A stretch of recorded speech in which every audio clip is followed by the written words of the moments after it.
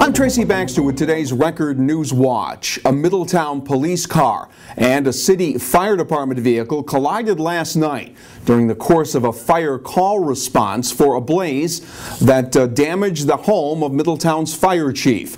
The accident happened at about 9:45 at the intersection of Wickham Avenue and Highland Avenue.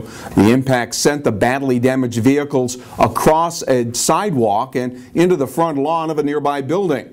The drivers of the vehicles had not been identified. Reports are the occupants suffered only minor bumps and bruises. As for the fire, it ripped through the family room and garage at the home of Fire Chief Kevin Duggan at 33 Kennedy Terrace. A smoke alarm alerted Duggan and his wife, who both escaped the blaze. An electrical problem was being looked at as a possible fire cause. Reporter Keith Goldberg will have more on the fire and the vehicle crash in tomorrow's Times-Herald Record. A guilty plea today in Orange County Court in a sexual assault case. An attorney for 38-year-old Eric Williams of Newburgh filed a guilty plea to a first-degree rape charge. Williams was arrested after a 911 call brought police to a home in the town of New Windsor last January. Williams was arrested at the scene. Police say he broke into the home of a female acquaintance and sexually assaulted her. The woman had an order of protection that barred him from contact with her. Williams is expected to get 12 years in prison when he's sentenced August 25th. Elsewhere, the woman arrested for trying to get a pair of weapons through Stewart Airport security earlier this month has been indicted by an Orange County grand jury. 63-year-old Sonia Del Toro Valentine of Westtown was indicted on 2 separate counts of criminal possession of a weapon.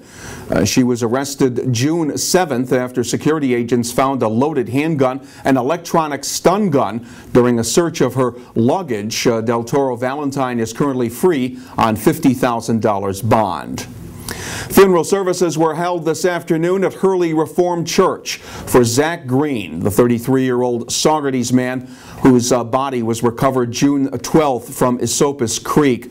Green had been missing since January 2nd after last being seen in uptown Kingston. Friends said the discovery of his body following a 6-month-long search should bring some closure to members of his family. An autopsy did not uncover any signs of foul play, but police say questions remain regarding the circumstances surrounding his disappearance. In other news, the town of Deer Park man was seriously injured when police say his brother hit him in the head with a hammer during an argument last night near his home in Huguenot. 51-year-old Robert Campbell of Huguenot is currently in Good Samaritan Hospital, where he was to undergo surgery to deal with bleeding in the brain.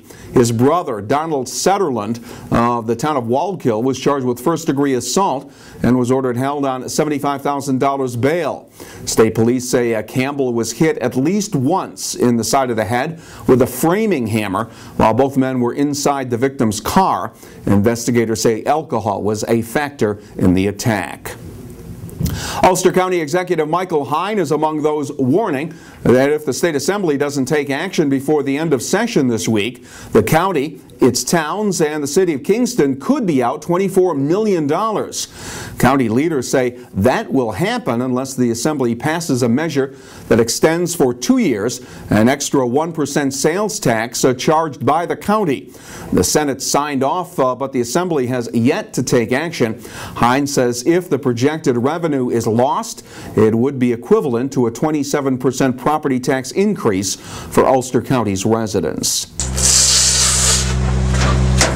It's apparently a sign of the times. Restaurants, including a couple in our area, are reporting the theft of their used cooking oil that they sell to companies that recycle the oil. Investigators say the thefts are directly related to the price of reprocessed vegetable fat that's used in biodiesel and animal feed. The current price of the reprocessed fat is 44 cents a pound, the highest in more than a decade. Reporter John Sullivan will have more on the increase in used cooking oil thefts and the economic issues that are behind them in an upcoming edition of the Times-Herald Record. And thousands of people took advantage of the great weekend weather by heading to Croton Point Park to check out the sights and sounds of the annual Clearwater Festival. All right, we marched and we sang. For more than 30 years, folks have attended the Music and Environmental Summer Festival that serves as a celebration of the Hudson River and the ongoing efforts to keep it clean. As usual, the star of the two-day event was legendary folk singer Pete Seeger. The festival was inspired by his vision of combining music and fun to promote environmental awareness with the help of the sloop Clearwater sailing vessel. Proceeds from the festival will benefit the environmental organization Hudson River Sloop Clearwater. Our luck with the weather is about to change. After the beautiful weekend, higher levels of humidity return to the region. We'll see a mix of sun and clouds tomorrow, and it will be more humid. With a chance of late-day thunderstorms, the highs will be in the mid-80s. Wednesday will be mostly cloudy and humid, with thunderstorms likely to pop up. Temperatures will rise to around 80 degrees. You'll stay informed when you pick up tomorrow's Times-Herald Record, and when news breaks, you will find it here at Record Online. For Record Newswatch, I'm Tracy Baxter.